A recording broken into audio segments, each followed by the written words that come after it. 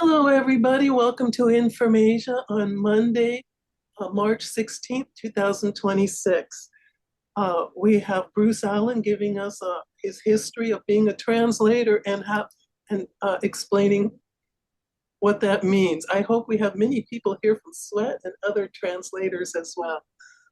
Just as by way of introduction, Bruce Allen is from Boston, went to Amherst College, came to Japan for the first time with the Amherst College Choral Group, and destiny led him to teaching at Jutendo Medical University and then Seizen Women's University in Rotunda, translation and comparative literature. He's been in Japan for 40 years. Okay. Oh, by the way, I'm Patricia Yarrow, the person responsible for Informasia. I started it and I still do everything. And as always, everything is my fault. All right, let's go. With that, may I hand over the magic baton to Bruce Allen? Okay, well, thank you very much, Patricia, and hello, everyone. I'm pleased to be your speaker tonight for this episode of Informasia. My special thanks to Patricia for organizing and hosting us for many sessions, and my thanks to all of you for joining us. My title and the main topics tonight will be translation, Kotodama, and the literature of Ishimure Michiko. And in my talk, I'll be kind of circling around and weaving together these topics, hoping to integrate them with some of my personal experiences in exploring my road to becoming a translator, and especially working with Ishimure Michiko and her literature. I'm trying to advance my, there we go. Okay, so here's a picture of my kind of translation mentor, literary mentor, Ishimure Michiko. I'll get into how I met her some years ago, and we were in contact for a good 30 years ago until she passed away a few years ago. Here's a picture of me with her at her study and home in Kumamoto in 2008.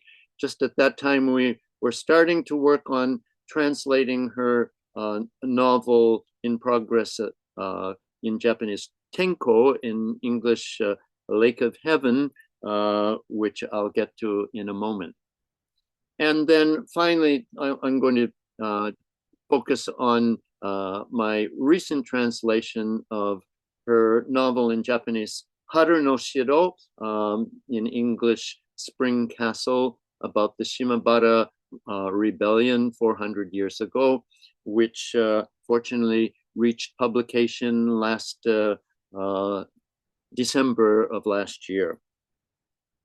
So today I'm going to start with what might sound like a kind of literary critical topic, Kotodama, but this is a word which has become central to my practice of translation and is certainly central to the literature of Ishimure Michiko. Kotodama literally means this, the spirit, tamashi, spirit of words, spirit of language. I learned it probably first in graduate school as one of those kind of literary critical words that I put on the shelf as an analytical tool, but it itself did not become alive to me as a living word until I had the fated meeting with Ishimure some 30 years ago, and I began to see the word Kotodama as well as words themselves as having this quality of having a spirit within them, tamashi, not just the meaning, rational meaning that we associate with words, kind of automatic mental process, but the coming alive of the words. And that's a kind of a difficult thing, but I'll try to show how it has come up with through my association with Ishimure and her language. For me, good translations, like good literature, bring to life this spirit of words, the Kotodama. So as I say, Kotodama has become a key or even the key to my translation practice.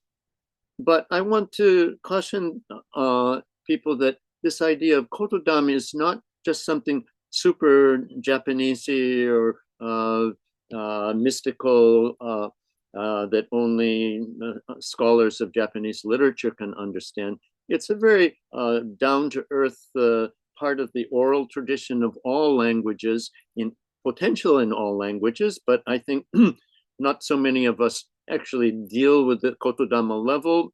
And in today's world of SNS and AI and all of those things, I sometimes fear that this world of Kotodama is being threatened. But fortunately, there are many writers, not only Ishimure, but the oral tradition lives today, the work of Gabriel Garcia Marquez, but lots of other writers, William Faulkner, a lot of people have incorporated this kind of oral tradition and living language.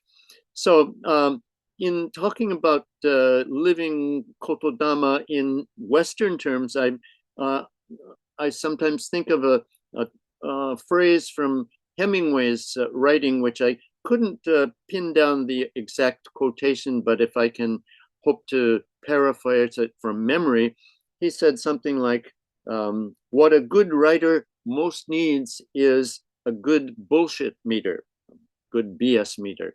Well, very different from the way of Ishimure's expression in Japanese, but I think what he's getting at is the idea that there are living words and there are dead words. There are dormant words. The work of a good writer is to bring words to nurture their spirit so that they become alive. And for me as a translator, my challenge is similar, to bring words from that just kind of dormant, passive sense into living Kotodama kind of existence.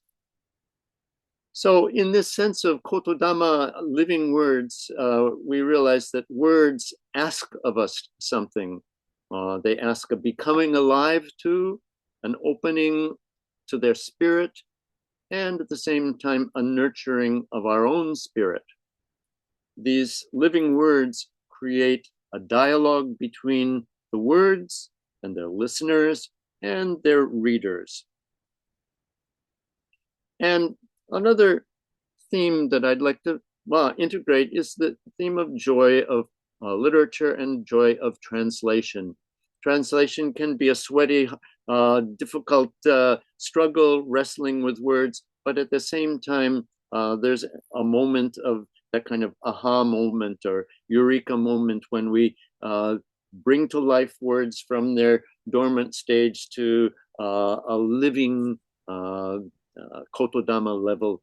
So translation, and I think good deep reading requires slow, deepest form of reading. And that's something I've learned from dealing with Ishimure literature. Doesn't allow for speed reading. It has lots of twists and turns, and we have to go with its pace. So translation too is a very slow process, but a deep immersion into the spirit of words. How did I meet Ishimure? And I call this somehow my fated meeting with Ishimure. It happened 1996. At that time, I had been sort of casting about for a new direction to my teaching and study practice too. I was getting into environmental literature of people like Henry Thoreau, but in Japan, Miyazawa Kenji and Basho, and people that were interested in the environment.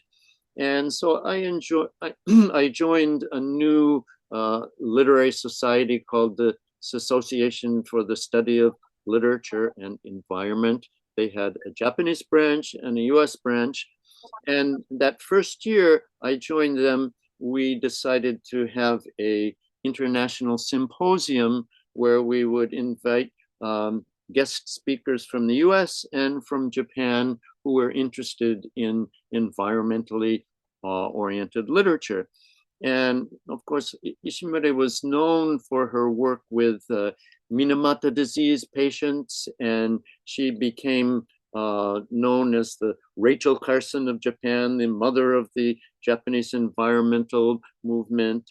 And so she was a prime person to invite to the conference. And one other person who I'll talk a little bit more about, but also went with her to that Hawaii conference was somebody named Hino Keizo. And I think some of you, I know at least one of you knows his work quite well. And so before that conference, about 6 months before that, I was given a homework assignment by the Kaicho, the leader of the Gakkai, and he said, "Bruce, you're our only foreign member. Would you please translate a chapter from one chapter from Ishimure's work? At that time, she was working on the novel Lake of Heaven, and a chapter from Hino Keizo's work, Yume no Shima, Isle of Dreams." So, this was sort of my teeth breaking or introduction to formal, real literary translation. I had no real skills or no training in it, but I had this motivation, which was fostered by actually meeting with Ishimure-san and Hino Keizo at this Hawaii conference. And this sort of sparked a change in my career to the way I looked at literature, the way I read literature, and to becoming a literary translator. So as I say, all of a sudden I was given these big assignments to translate from Tenko, Lake of Heaven, and Hino Keizo's Yume no Shima, Isle of Dreams. So somehow I was able to put those together, and I hope they were successful. I don't even have a record of them anymore, but that was my debut as a translator. But soon after the conference, I was given the additional task to please translate all of Tenko so that we would have an example of good contemporary Japanese literature, which was focused on the environment. So that initiated about an 8-year project of translating slowly from the manuscript from Tenko. And fortunately, I was able to work with Ishimure, and I had the help of a number of other people and I'll get into that in a minute. But my initial impressions of Ishimure, meeting her, were very moving. She was very different from a typical academic Gakkai presentation. She had the spirit of I would say, kataribe, the Japanese storyteller, a keeper of the traditions of the stories from oral presentation, narrative style, non-linear. Her talk went around in circles or in spirals, but coming back at certain key ideas. And not only myself as a foreigner, but a lot of the Japanese were sort of puzzled by this kind of presentation at a literary society. But at the same time, there was a real vitality amongst the strangeness, was somewhat disoriented, but inspiring. And it somehow hooked my fate on becoming a translator, especially of Ishimure literature. So I was struck by this idea of oral narrative. I'd heard that term too, but I'd never really met or listened to a great oral speaker. And so this was the beginning of translation, but also this journey into nonlinear nonlinear literary narrative. And so again, I think of her as a contemporary kataribe, or storyteller. And of course, the idea of Kotodama is central to her work. So probably many of you have at least heard the name Ishimure Michiko. Probably many of you associate her with Minamata disease and her first novel, which or work, which I'll get to in a moment. But in fact, she was the writer of over 50 books in many genres, not only about the Minamata problem, but many types of literature, including novels, essays, children's stories, no drama. We'll get into that. She's become recently very highlighted as a no drama writer, and there have been recently quite a few performances of several of her no dramas. Poetry, tanka, reportage, but her first famous work, Kugai Jodo, is more than a novel. It's kind of a combination of fiction and reportage about the Minamata disease problem, and autobiographical memoirs. So we can call her a writer activist, modern storyteller. She was the recipient of a number of important prizes internationally and in Japan, including the Ramon Magsaysay Award from the Philippines, which is sometimes called the Asian Nobel Prize, and the Asahi Prize for Literature in Japan, and a number of other awards. Her first and most well-known work in Japanese, called Kugai Jodo, subtitle Waga Minamata Byo, has been translated by Livia Monet as Paradise in the Sea of Sorrow, about the Minamata disease incident. Was a bestseller in the 1970s and was reprinted over 30 times. I believe it was part of the required curriculum for high school students for a number of years. So it went through a period of great popularity. However, unfortunately, since her Minamata literature, her later work has not been has not received as much attention as I think it deserves. And I'd like to try to help to correct that, to correct some of the mistaken impressions about her work. Among those are this kind of stereotyped, pigeonholed definition of Ishimure literature as an environmental writer or an activist, with the implied kind of prejudice that an activist and an environmental writer is not capable of writing first-class, high-level literature. She certainly breaks that prejudice, but unfortunately, a lot of people still have, including a lot of critics, have kept her in the mini genre of environmentalist writer. Second of all, she certainly writes in a challenging style, which has been called a difficult, non-linear oral narration, and she uses a great deal of local dialects, modern dialects, ancient dialects. So for a speed reader of modern short reading, kind of linear-oriented reader, her work is a challenge. But as I've said before, there are other writers with challenging style, James Joyce or Herman Melville or Faulkner.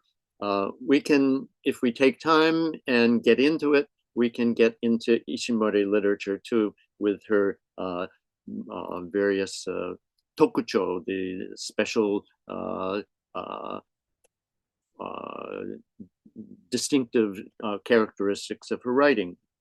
And then finally, of course, for international audience, there's been a lack of English translation. There's one or two German translations. Unfortunately, her Kugai Joro had a very minor publishing company that didn't really push it well, and one or two other of her works, the Tsubaki no, I forget the title, the Sea of Camellias in English, also translated by Livia Monet, had a very minor publisher, so it's still not been received the reputation it should internationally. I hope that Spring Castle, with its aggressive supporter Tuttle publisher, will help to overcome some of that.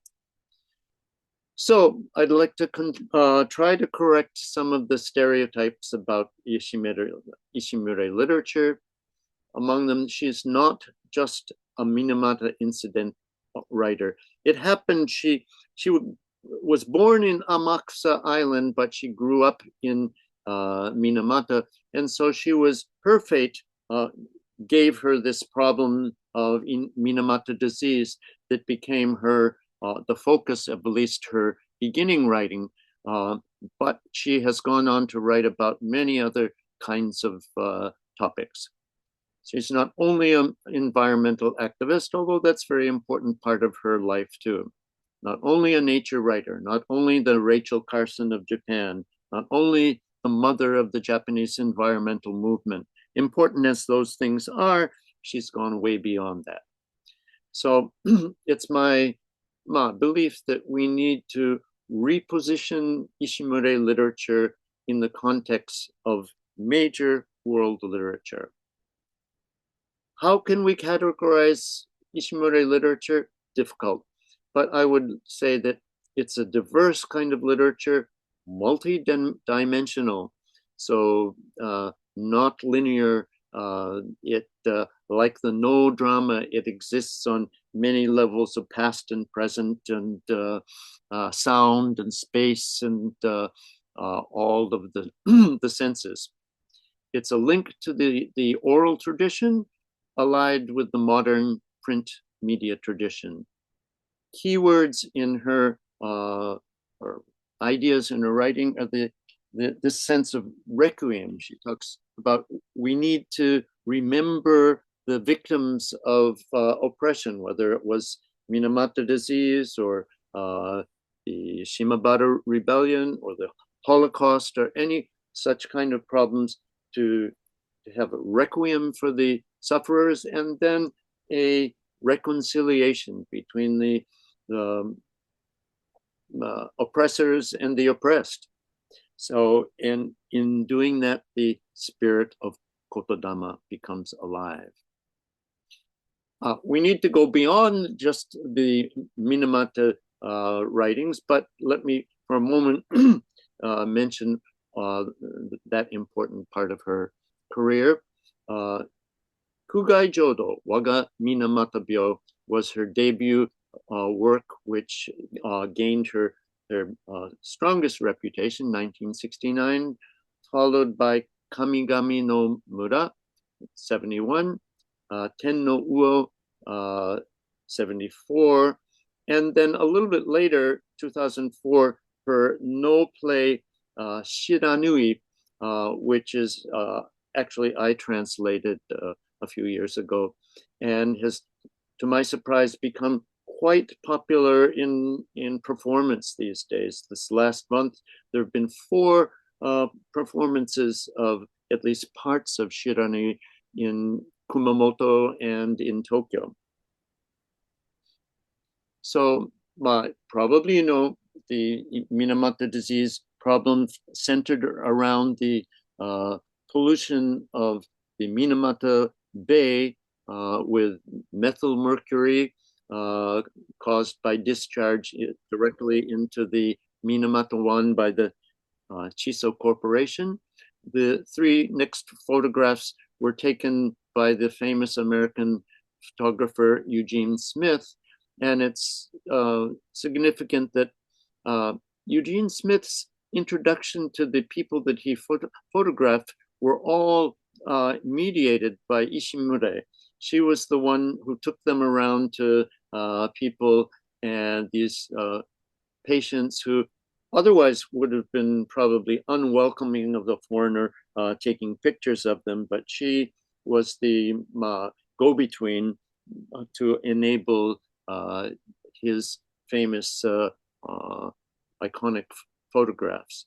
And she was a leader of these protests and in the 60s, and finally gaining rights for the victims, getting national certification and some health payments and such like that.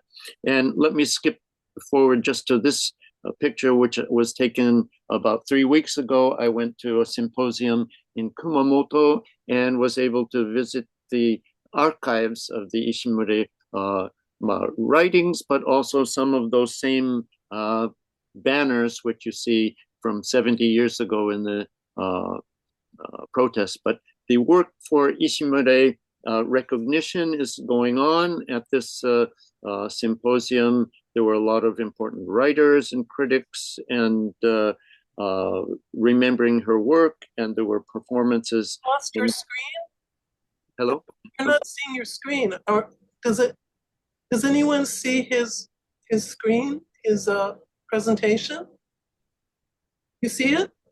Yes. It must just be me then. Huh. Okay, go ahead. I'll see what's going on here. Okay, well, so in other words, this the movement to recognize both her environmental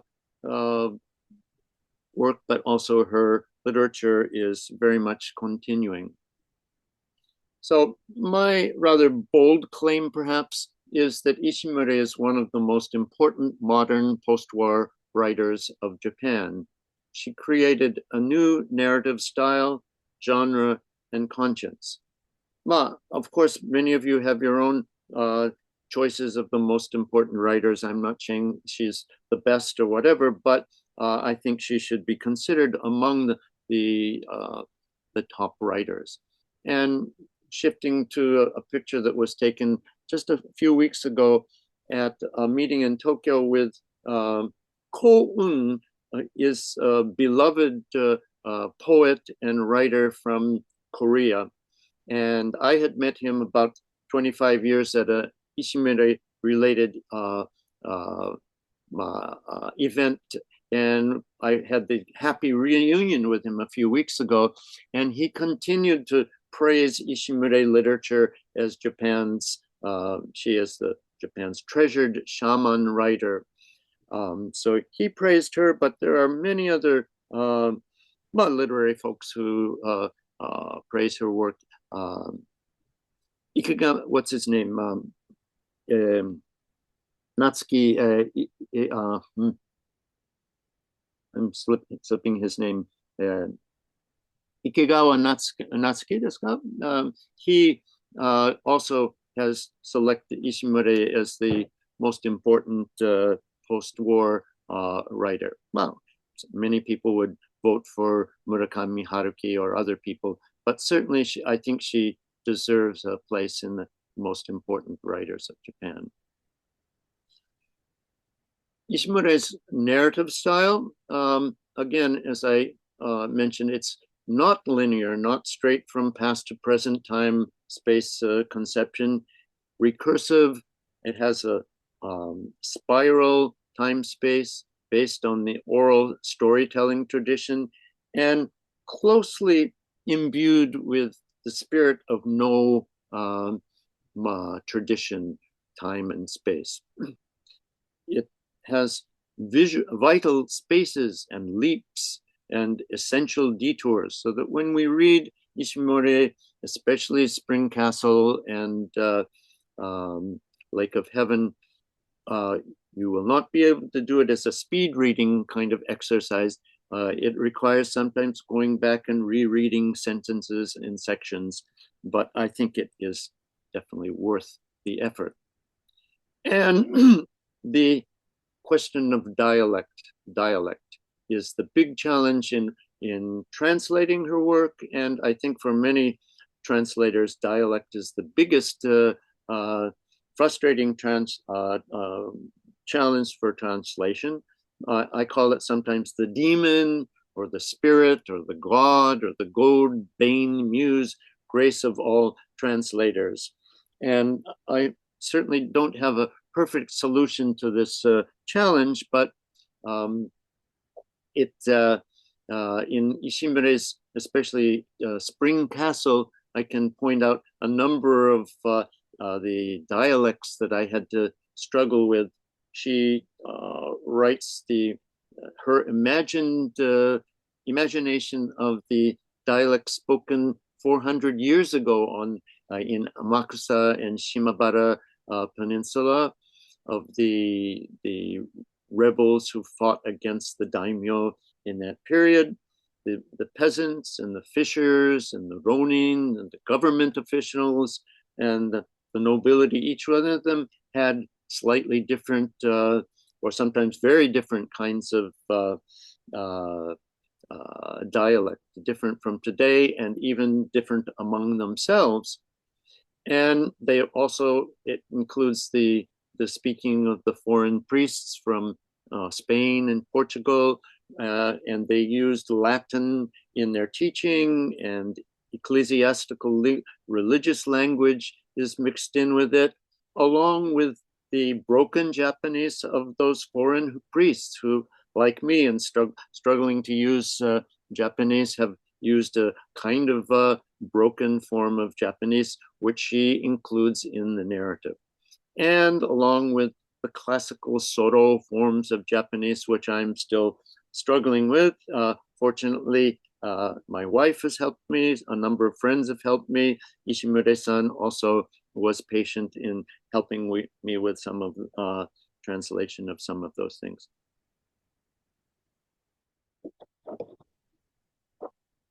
Excuse me, I'm suffering from the Kafun-sho peak these days. And amongst that, there's a kind of dialect which has been termed Michiko Ben, where she writes her own imagination of what many of the characters must be thinking in their heads that they may not even be able to express directly in their own language of Japanese. So it's a kind of strange weaving together of the actual speaking of the characters with Ishimure's sometimes imagined dialogue, internal dialogue of the characters. So I've struggled with this question of how to translate dialects. And of course, there's no perfect substitute of dialects. I can't, in translating Kyushu Ben, I can't use British Cockney accent or American Southern farmers or Maine fishermen to try and give a adequate translation. That's a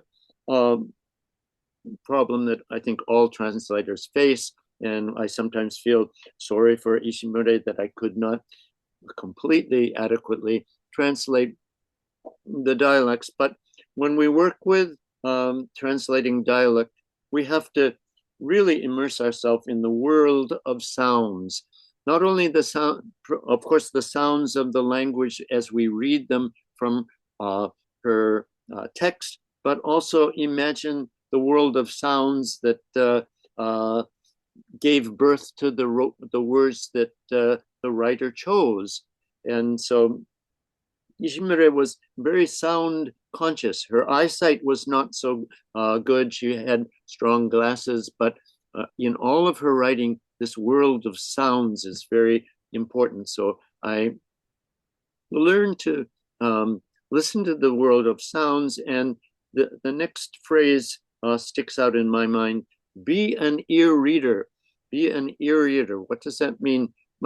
Reading not only with our head and our ideas, but reading for the sounds behind the words.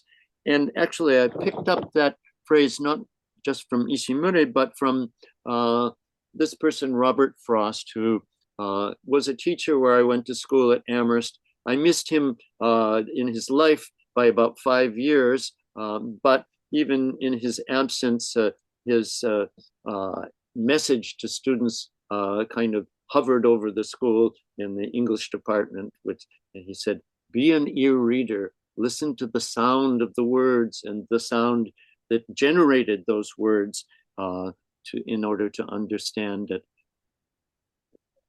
So for me, I extend that to be an ear translator. I try to translate from the sounds, and of course, not only the sounds, but using the eyes and the nose, skin, tongue, and all the senses that we need to use for translating and for reading. I want to touch on this idea that translation for me has become a shared work. Usually we often think of translation as a somewhat solitary enterprise or vocation, avocation, and it can be that sometimes for me as well. But in my case, translation became of necessity a communal and shared work. I worked with the writer Ishimure, but also I got a lot of help from my wife, Japanese wife, and a lot of the friends who were interested in Ishimure literature read over my translation and helped me to refine it. So for me, translation has become a very group experience. And then I'm quickly changing to another inspiration that I gained not only from Ishimure, but as I mentioned, in 1996, I met Kee-tah-kew-shoo and had the experience of translating a chapter from his book at the time that he had just come out with, Isle of Dreams, Yume no Shima. And I was also pointed to a wonderful shorter work of his called Bokushikan, the Rectory. And so my translation life was inspired by Kee-tah-kew-shoo, but also at that time, I needed to have some kind of inspiration for what level to aspire to in my translation. And by chance, I came across a wonderful translation of the Rectory by our own Charles de Wolfe. And it was filled with Kotodama. And honestly, truly, I said, aha, this is what great translation is about. And this is the level that I want to aspire to. I never knew that I would have a chance to meet Charles. We haven't met in person, but thanks to Informasia, we're meeting here. So my thanks to you. Part of my translation transition was thanks to friends like you. So after that conference, I was tasked with translating the whole of Tenko, which became Lake of Heaven. Let me just comment briefly on that story, and then it was translated and published in 2008. The background of Lake of Heaven themes are dam construction and its impact on nature and culture, how the loss of language, culture, and nature are deeply related, and how can we reconcile and recover from such losses. And at that time, Ishimure-san kindly took me to the places in Kyushu upon which she modeled her story. The novel is fictional, but based on her collected stories of people in this area whose villages were flooded to make a dam for power and things like that. But at the same time, they lost a lot of their local traditions and matsuri and local folklore.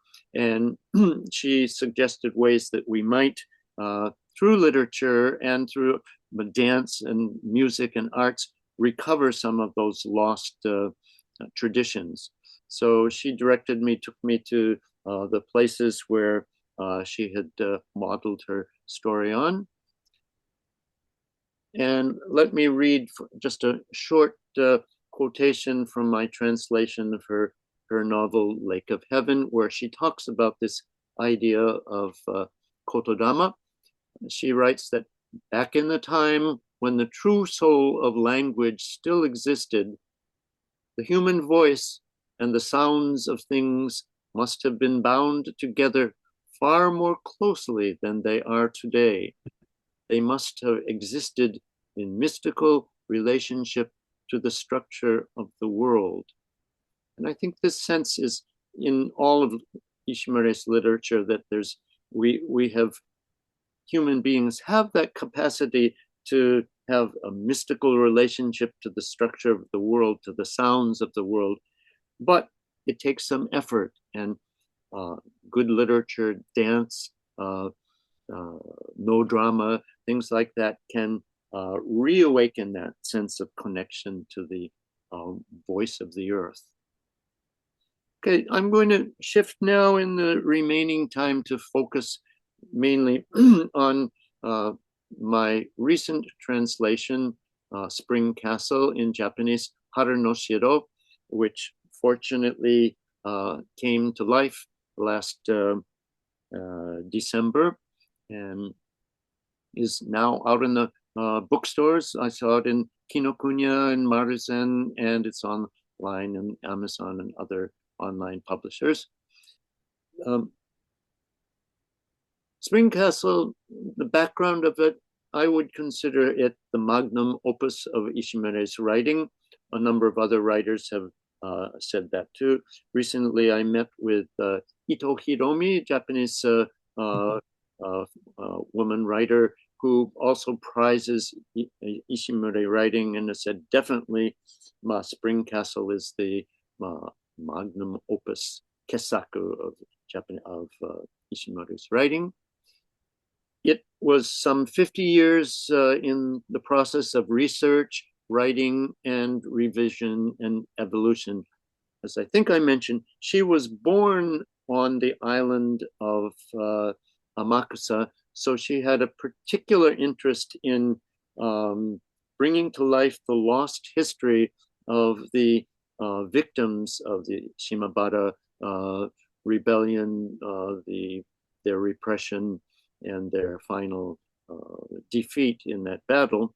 She probably had relatives who were among the Christians at that battle. Probably some of them may have been the so-called kakure Christians or hidden Christians who continued to survive during the Edo period when Christianity had been prohibited. So she had a particular motivation, but it took her a long period of time to write this. She was actually envisioning this story as she was protesting for the Minamata victims some 70 years ago. So the work has been critically acclaimed, but not yet widely known. Spring Castle went through a number of publications, first in a serialized edition in the local Kumamoto newspaper. Then in 1999, it was published in book version, slightly different contents, under the title of Anima no Tori, still available in bookstores under that title. For some reason, at that point, there were, I think, royalty or copyright problems that prohibited her from using her preferred title, Haru no Shiro. But later in 2017, Fujiwara Shoten included it in their Zenshu critical edition series of all of the collected works of Ishimure. 18 volumes. Each volume is about 900 to 1,000 pages long. Here's one example. So it's in this collection, now restored to her original title. And then finally, last year, in English translation, Spring Castle by Tuttle. A little background about this, the rebellion. The Shimabara rebellion is also known as the Shimabara Amakusa rebellion, which took place in the last years of 1637 until April of 1638 on the Shimabara Peninsula and the Amakusa Islands, where Ishimure's family came from. Quite shocking, this rebellion on the last days. Some 37,000 were killed, mostly on the final day in Hara Castle, and most of them not by bullets or direct fighting, but by being beheaded.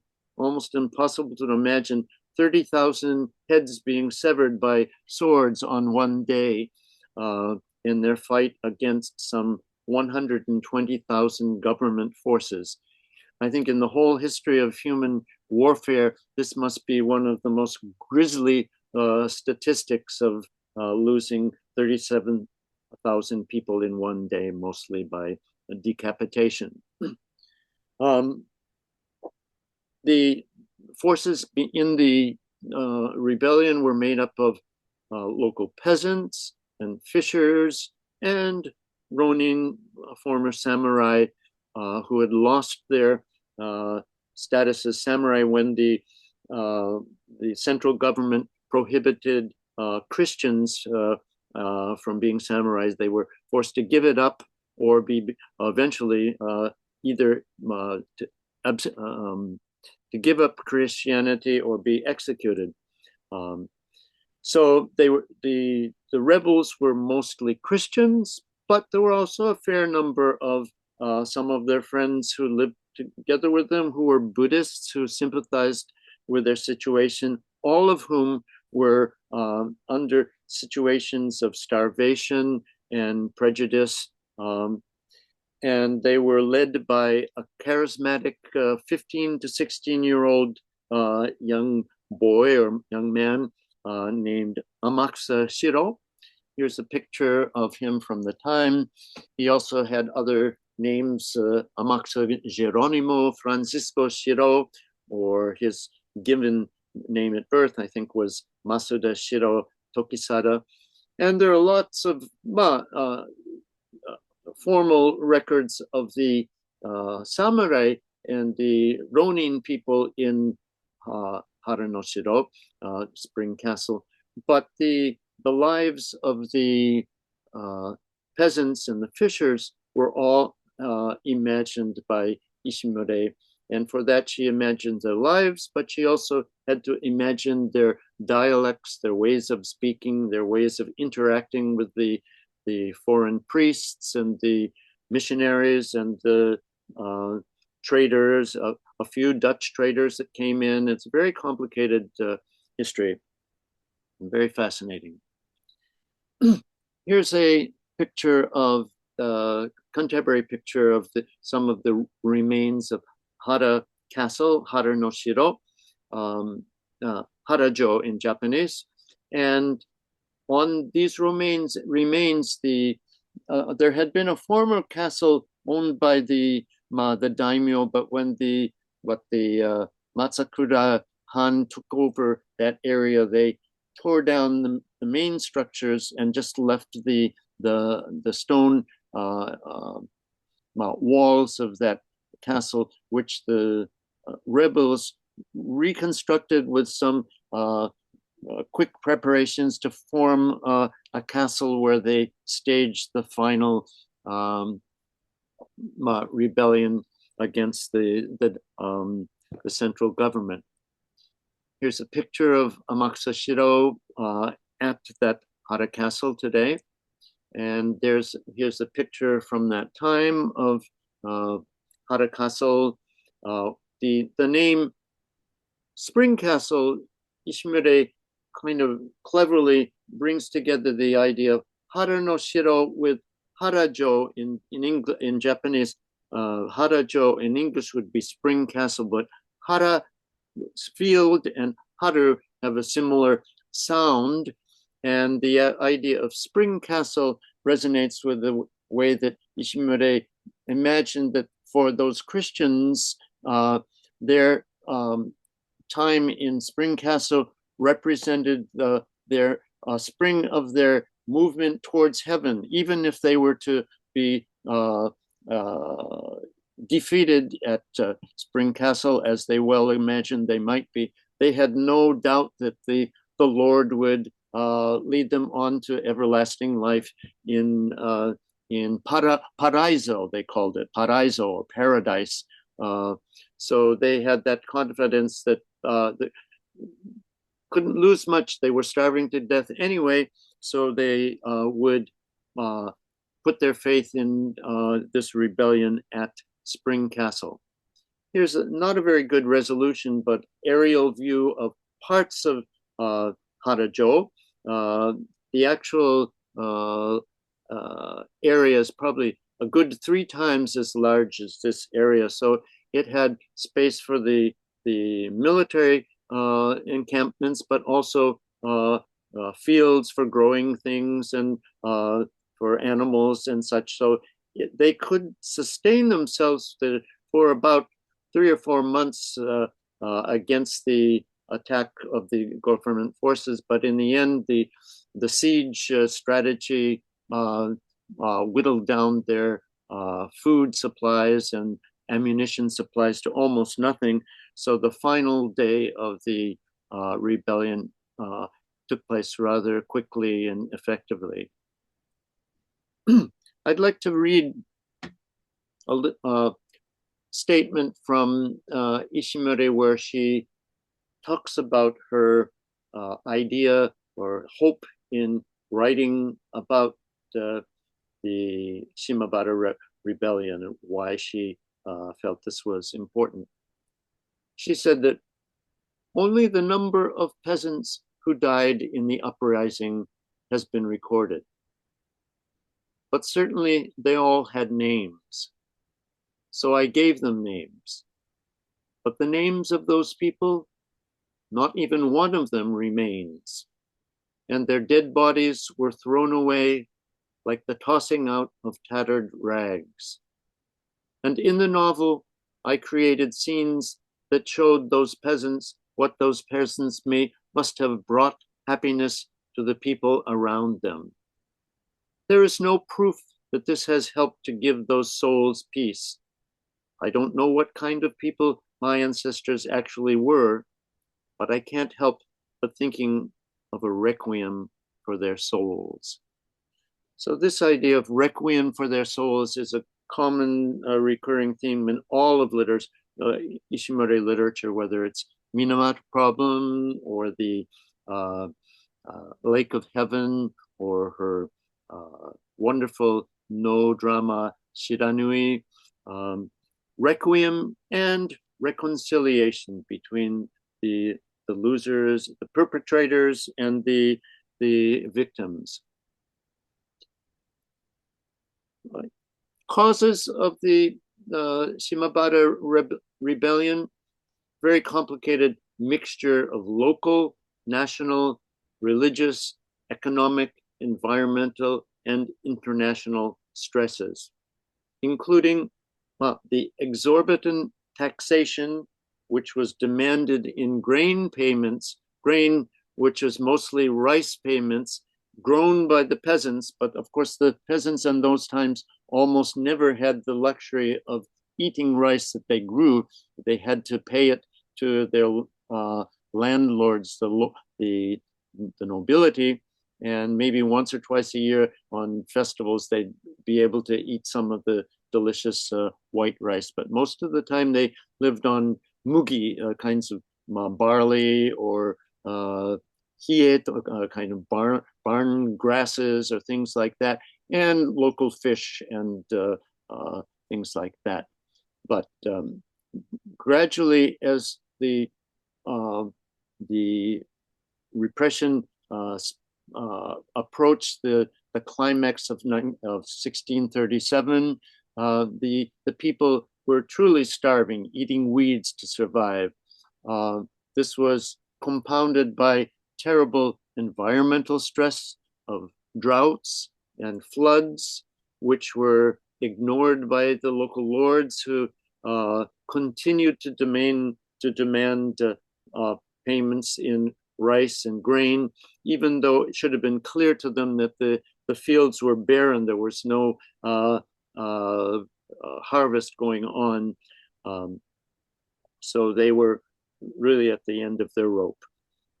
And of course, along with that was the increasing persecution of the Christians linked to the threat of colonization by the European church and governments.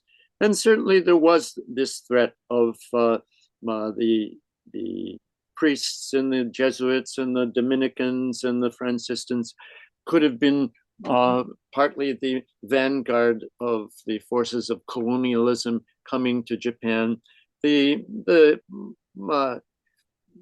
Tokugawas and those people, they had taken note of what was going on in the Philippines and China, where they saw there had been taking over imperialist oppression by through the church. So there was some reason for fearing the presence of the Christians. And in Spring Castle, certainly Ishimure, although she sympathizes with the Christians, she by no means excuses all of their behavior or damns all of the behavior of the central government. It's a appropriately questionable, debatable kind of situation, which she brings to light very clearly in the story. Implications of this rebellion, I think it marked the climax and the downfall of Japan's Christian century. It ushered in the Edo period of Sakoku Dai, mostly shut off from Western culture, but as we know, not total being shut off. There were trading posts that kept some of the information flowing during the Edo period. But during that period, even though Christianity was formally prohibited, very effectively prohibited for the most part, there were some hidden Christians, probably some of whom were relatives of Ishimure, who continued the faith. And I'll show a couple pictures that relate to that in a moment. But so mostly pausing of the Christian presence, and also it paused the introduction of Western culture, religion, trading technology. It had a great effect on the introduction of guns into Japan. Here's a picture of some of the period pieces that the Japanese artisans were able to copy within about 6 months of the arrival of the Portuguese on Tanegashima. The local gunsmiths or artisans had made not only copies, but even better functioning rifles than the Westerners had. And within a generation, it's said that Japan had the largest, from a country that had had no guns to a country which had the largest percentage of gun owners and manufacturers in the world. And Japan, for a short period, was an exporter of guns to other countries. And of course, the guns played a great part in the success of Oda Nobunaga and the Hideyoshi and those people who helped to unify Japan against the losers who did not have guns. So guns came, but then strangely in the Edo period were pushed away. However, the printing press had a lasting presence in Japan, even after the priests and the foreigners were gone.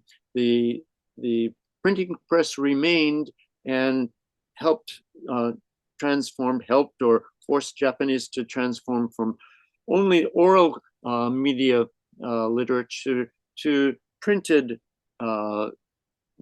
media. And I'll show some examples of that in a moment.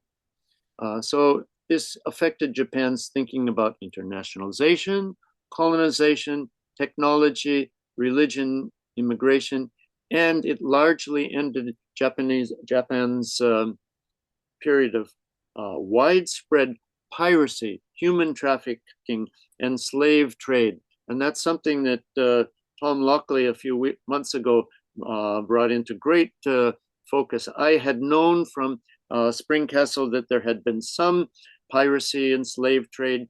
Ishimure brings that up a little bit in the story, but if you read Tom Lockley's story about the gentleman from Japan who went to England, he really highlights the widespread nature of tens of thousands of Japanese who were enslaved or involved in piracy or human trafficking. So for better or worse, the Shimabara rebellion did lead to the end of Christianity for a while, but also stopped piracy and slave trade for quite a while. So guns and the printing press with the Gutenberg Revolution reaching Japan. This is a copy, but in the very good museum in Amakusa, the Amakusa Collegio Museum. And here's a copy of one of the books that was printed on that original Amakusa press, Romaji version of the Heike Monogatari. At that time, other popular works that were translated into Japanese were Aesop's Fables and a number of religious texts that helped were used in catechism and teaching the principles of Catholicism to the local people. But in other words, during the Edo Jidai, even though Westerners were not there, the seeds of this print media tradition had been planted. The idea that people could take a book home and study on their own, not with a priest or a teacher or a performing theater, but have private reading was, I think, represented a huge transition in Japanese culture. And we're getting towards the end, but quickly to mention the presence of Kakure Christians. These people during the Edo period were in hiding, especially in Amakusa area, but even in other parts of Japan, including the Izu Peninsula. There were quite a few of these interesting statues of Kanon-sama, which the Christians had particular respect for because they associated Kanon-sama with Maria-sama, the Virgin Mary, and many of them on the backside, they would inscribe their kind of hidden images of Mary. I'm not sure whether this really qualifies as an example. It's been weathered badly. There are better examples, but this is one in which I found a few years ago when I was traveling through Izu Peninsula and staying at nice onsens, but seeing the presence of the Kakure Christian even in Izu Peninsula. So with the roughly inscribed Maria-sama on its back. And we're reaching the conclusion, but I'd like to point out that the legacy of Ishimure literature is still very actively in progress. This is a poster from a symposium and no performance that I attended just last week in Tokyo, where part of her Shiranui no play was presented with a very interesting symposium about the collaboration between Ishimure and somebody who I had not been aware of, Shirakawa Shizuka, a philologist. Some of you may know of his work, but he and Ishimure over many years had strong cooperation and consultation. They regarded each other as important figures. So this kind of work is going on. Within the last month, there have been 4 presentations of Ishimure's no drama Shiranui, and in the next month there will be 2 more presentations of her other no and kyogen. So this is very much still active. I'd like to finish with the question of what relevance would spring capsule have today's condition. Right now we have new war in Iran, and 400 years ago there was a war of desperate people in Shimabara. Some differences, but a lot of similar dynamics then and today. I don't have time to or authority to analyze that, but perhaps you can think about that, or we can discuss that in the time that was left for discussion. Let me end with a couple quotes from Ishimure about her hope for our finding our way through this terrible period of war and confusion, which is not only contemporary, but of course has been going on for many generations. Here's what she wrote about her sense of hope. A grassy pathway to a new world will be lit up by the lights of flowers, and it will emerge faintly like a flower or a star. I can't see the side of my screen here, but like a flower or a star light that is like a symbol of all humans' troubles. Or I wish I could get rid of that bar of pictures on the side. Or the life that lies at the center of all life becomes light.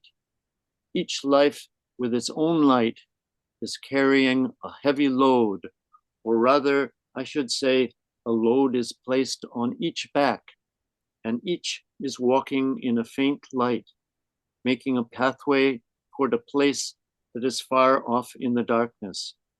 It is not completely dark. To see that is my hope. And in a short haiku, she talks about this pathway to hope. She uses the Japanese metaphor hana akari, flower lights. In English, the darkness along the grassy pathway, flower lights. Not the lights of Tokyo at night, but the flower, millions of flower lights that she imagines will help us chart our way to the future. And my hope for Ishimure literature is to reposition it in the context of great world literature and effect a kind of gyaku yunyu, kind of reverse importation, bringing Ishimure literature back to the Japanese. Hopefully its popularity in foreign countries will come back to inspire Japanese to read their wonderful writer. So I'm going to finish here, and with the idea that the idea of Kotodama is universal, not just a Japanese literary term, but in all cultures. It lives on. So thank you very much for listening. And if you have any questions or comments, I would be happy to entertain them after now. Thank you.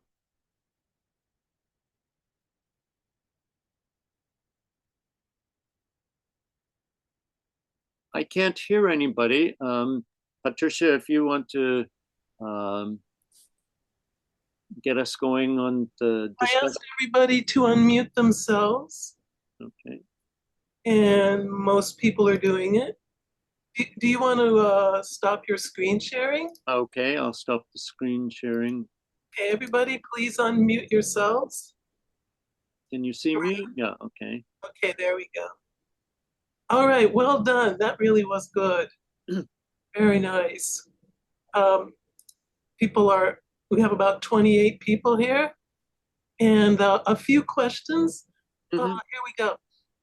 Quite early on, Charles says, Do you get static from those who associate Kotodama with Nihon Jinran? Roy Ander Miller went to war against it back in the 1980s. Uh, but I think if people kind of fetishize it as this one of these Oriental Nihonjin Ron type ideas, you could see it in a negative perspective. But I have no sense of that myself. The true sense of Kotodama should not be just Japanesey. I tried to point that out. It's a universal kind of spirit that I think a gutsy guy like Ernest Hemingway and people all over the world have recognized the existence of Kotodama without using that word. So no, it's I hadn't heard. You come to think of it, yeah, I've heard of it associated with Nihonjin non, but I wouldn't worry about it certainly. Good, good, good. Thank you. Yeah. Okay, and Ian Ruxton asked, who is Rachel Carson? And several people replied with good information, but she basically wrote Silent Spring, started the environmental movement. David Burley asks, can you give us any concrete examples of how you translated dialect and other forms or language? Oh, concrete examples of how I translated dialogue. Ma, I don't know. I'd have to look through my book here, but Maybe what were some of the issues? It's a difficult one, but that again, that the connections between words like harajo and haru no shiro, hara and haru are similar sounding words. Field and spring. Her harajo becomes haru no shiro. There's this subtle kind of reverberation of Japanese words coming alive in English that I think her writing encourages that, allows that in the reader and the translator. But working through, especially the religious language, and it's been a long time since I've been to church and heard all that kind of language, but picking up on the correct translation of ecclesiastical language and all of No, I those. was thinking Yeah. more of, if you have to do dialect, for example, in a novel or something, if you have a Maxa dialect or Kyushu dialect or something, I mean, do you choose some equivalent form in English? Sometimes writers will say, well, I'll do it in some kind of working class or Scottish dialect or something like that. You don't do anything like that. No, So I played around with it, but like I say, could to I identify it as dialect? could I choose Cockney dialect or Scottish dialect or my local new Cape Cod dialect of the fishermen? It would be foolish. And think about translating Mark Twain into Japanese. How did they take his dialect, and would they choose Tohoku Ben or would they choose Well, Kyushu Ben? that's my question, but Yeah. you don't do that sort of No, thing. I don't. I mean, I played with that, and for me, it just doesn't work. Perhaps for some translator, that might be an interesting exercise, but for me, it has to come from a deeper sense of just the overall sound of the words, the world of sound, even if there's not a equivalent dialect to be found. May I say something about this?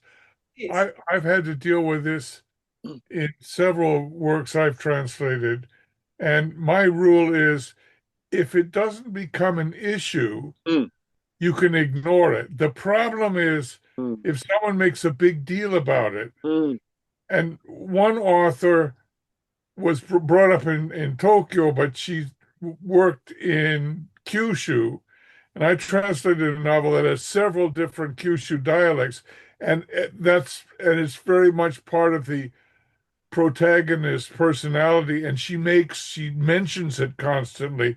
So I tried to put it into kind of faux Scots dialect, and my editor, Ginny Tapley, said she toned it down and saved my derrière in that. And Charles, it's great to be talking to you And directly. I've read your Konjaku translations, and with your Yeah. co-translator, an eminent person, and I'm very pleased to meet you, and thank you very much for a wonderful talk. Well, thank you. And it's amazing to think that maybe around the same time you were struggling with Yume no Shima as I was, unknown to each other's work, but we somehow brought it together. So thank you. Well, yeah, I first translated books. I don't want to go on about myself. The rectory Hmm. for the Pen Club.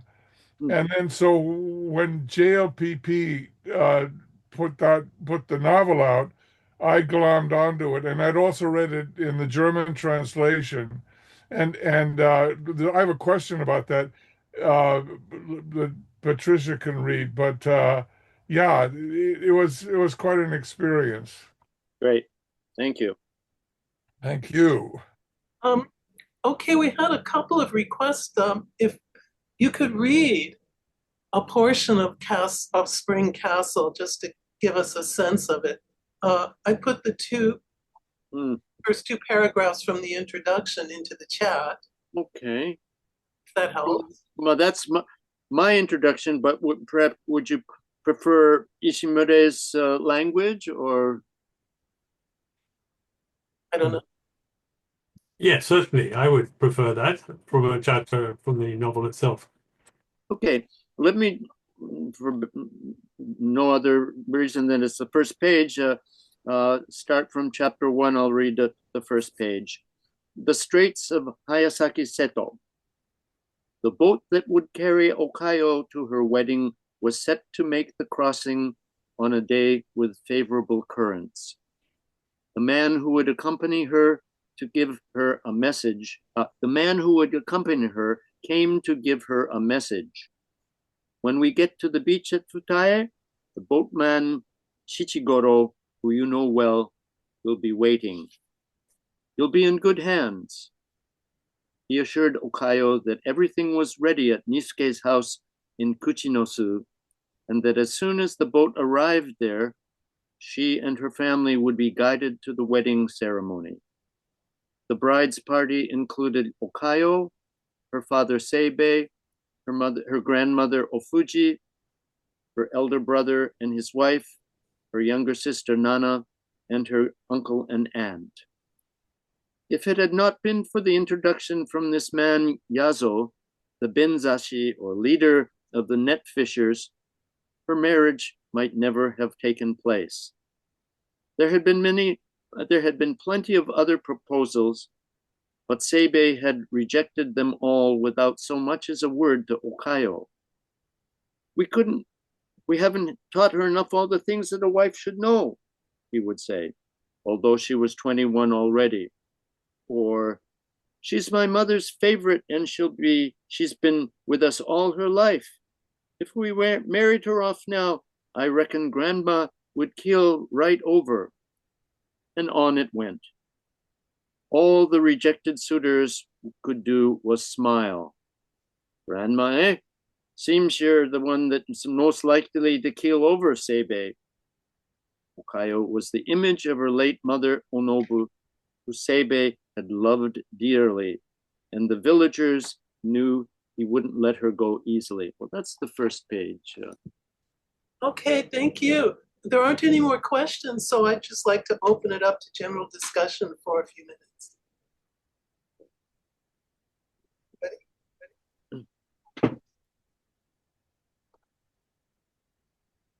Okay. I have a question. Can you hear me? Yes. It actually was included in the chat, but one problem with translating Hino Keizo is that he jumps from reality to fantasy without warning. And I wonder if he was influenced in any way by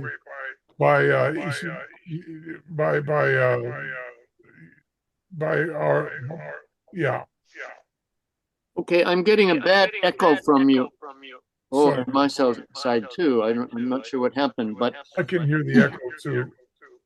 Let me try to, can everybody mute themselves? If you mute everyone, okay. Can you hear me? Can you hear Yes. me now? Okay.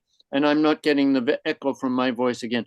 Okay. I don't think there was any conscious communication between Ishimure and Hinokeizo.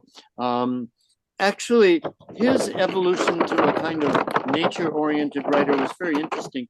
In his earlier work, before he got the Akutagawa show, he had been very much concerned with ideas and politics and Vietnam War repression and philosophy and jazz and the city. He was not interested so much in questions of nature, and probably would not have been attracted to Ishimure's earlier writing. But at that point in his life, he was stricken with cancer, and he suddenly was his thinking was revolutionized. He was drawn almost against his will to nature. He went to the Tamagawa river, where he felt the cells of his body needed the refreshment of water and nature. And so, much to his surprise, he became a kind of environmental writer, although he wrote not about the wilds of Hokkaido or anything like that, but more about the urban nature. So the novel Yume no Shima takes place on a garbage island, a former island that was the repository of most of Tokyo's garbage, which is being recycled. And he sees that as a metaphor for the way that human life is being recycled. And so later in his career, towards his last years, he became this kind of urban nature writer. But until that point, they had never met. As far I'm quite sure they had never. Ishimure was a very local writer. She almost never went away from Kyushu. It was, I think, the only time in her life she went to a foreign country was for that symposium. So normally the two of them would never have met, but it was a very, very fertile kind of interesting connection. I don't know if that answers Charles's question. Thank you. Thank you. Okay, maybe it's safe to unmute everybody, but all right, any other questions, or shall we call it a day or a night? Well, let's thank our speaker. It was a very enlightening and interesting talk, and I hope he comes back. Thank you. Thank you, Charles. Thank you for explaining your life process here. We're getting that echo. All right, everybody. Thank you, Bruce. Wonderful job. Thank you, Patricia, and thank you, everybody, for listening. All right. Have a great day and evening. Okay. Oh, that's cute, Ann. Thanks, Bruce. Thank you. Okay, good to see you. Many thanks, Bruce. Wonderful. Thank you. You're welcome. Good night. Thank you. Thank you. Bye-bye. Bye.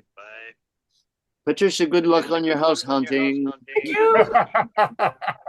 Name's afoot.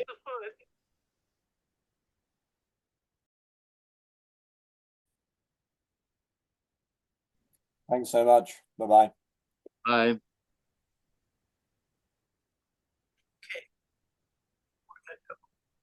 Thank you, Michael. Good luck with your trip to Europe. Yes, hanging out.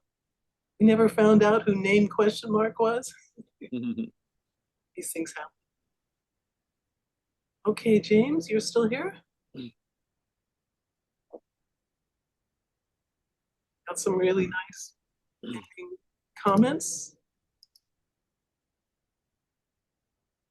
Okay, whoever named, I'm removing theirs. Okay, it's just you and I, Bruce. Okay, good. We made it to the end. Thank you so much. Oh boy. Oh, you did really well. The slides looked great. Oh, good, good. Yeah. But I've said traditionally I did some academic presentations where I would read from start to end. This was one time I tried to do it a little bit more oral style. I'm not a gifted orator, so I felt the tension a lot, but thank you so much for your understanding. And I think our audience are all very accepting, and I think it went over well. So thank you. Okay, yeah, but be careful. You were moving around some books here, and we really pick it up on the speaker. Okay. About that in the future. One thing I want to mention, I think you misspelled Ernest in Ernest Hemingway. Yeah. Go back and check that, just in case you use this presentation. Okay, good, yeah.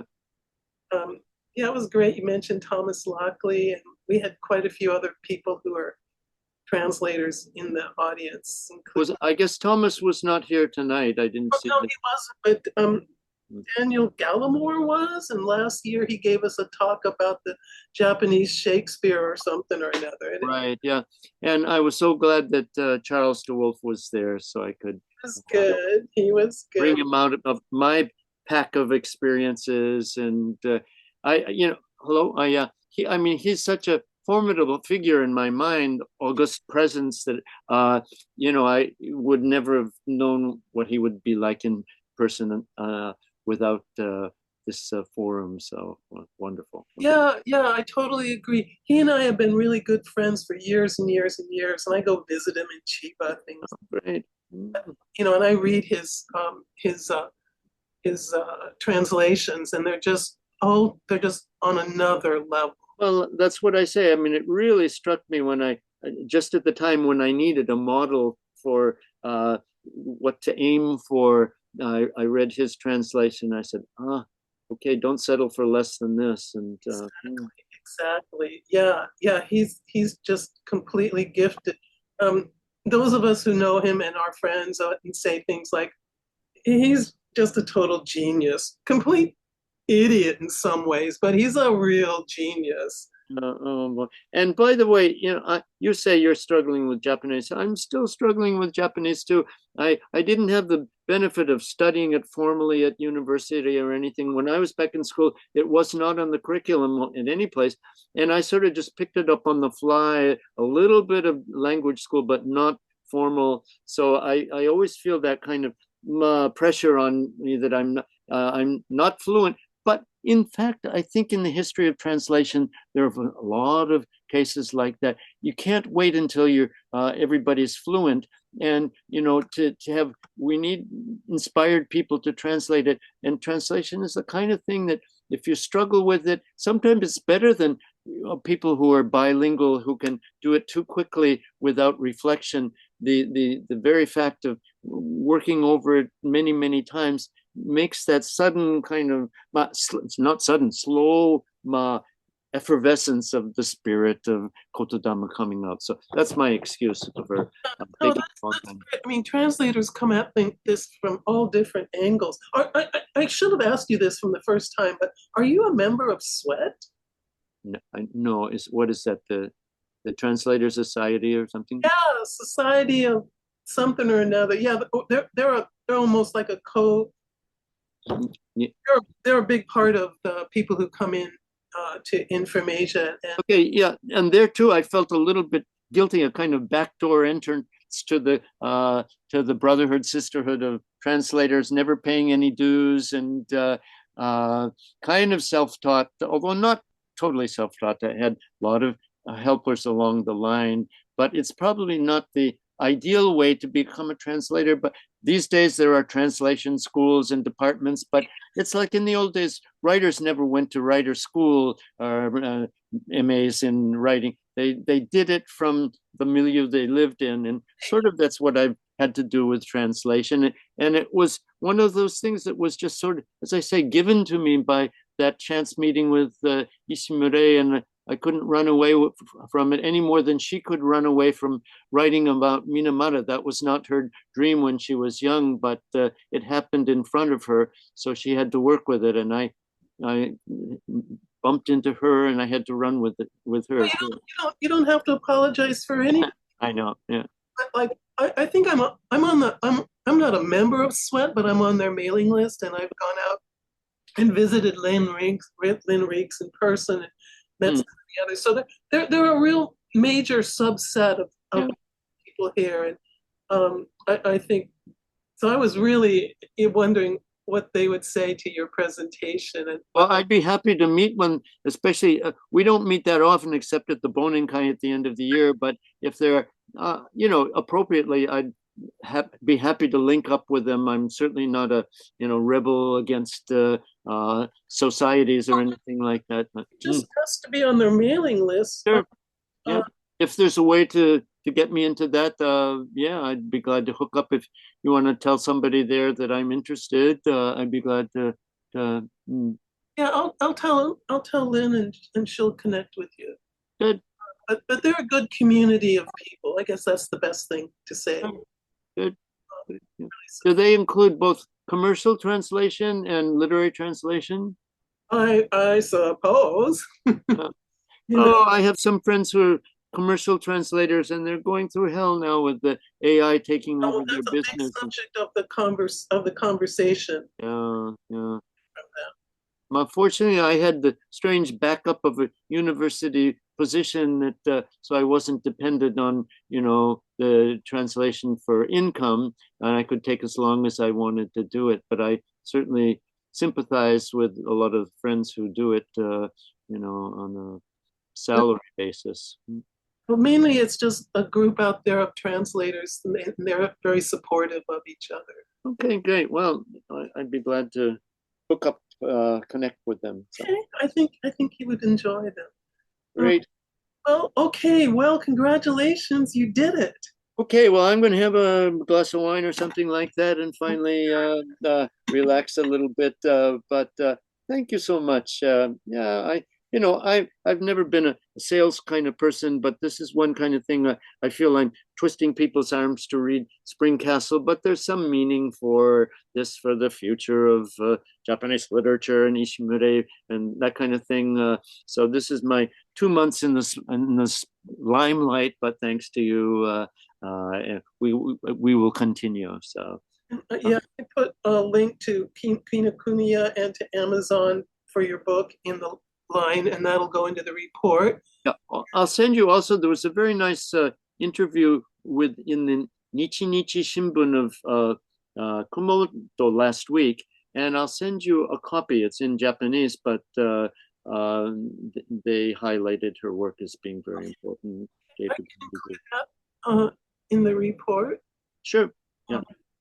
I'll send it to you, although they told me not to send their PDF. There's something about copyright rights, and you have to be very careful about quoting from it, but I'll take a picture of it when I get the actual printed copy and let people decide if they want to. You're rattling something around the microphone here. Yeah. Okay. All right. Yeah, that sounds good. All right. Well, enjoy a glass of gin or whatever you've got there. I will. Beautiful. Oh, happy travels in your house hunting. I hope by next month you'll be either at least decided, if not totally moved into it. By the end of this month, because the guy I've been working with is moving back to Uzbekistan at the end of the month. So we're really pushing hard to get something settled this month. Yeah. But anyway, that's that. Okay. Beautiful. Again. Good job, and you sounded great. Your voice was good. Good. Well, okay. Onward and upward, and we're all together. So beautiful. Okay. Thanks. I'm going to cancel out until next time. Great. Beautiful. And this thing will be. I've never archived, but you put them on. They're available for the recordings. The recording goes up in Vimeo, and people can download it and watch it. I've never used that, but I'll check it out. Okay, great. All right, sayonara for now. Okay, thanks again. Yes. Bye.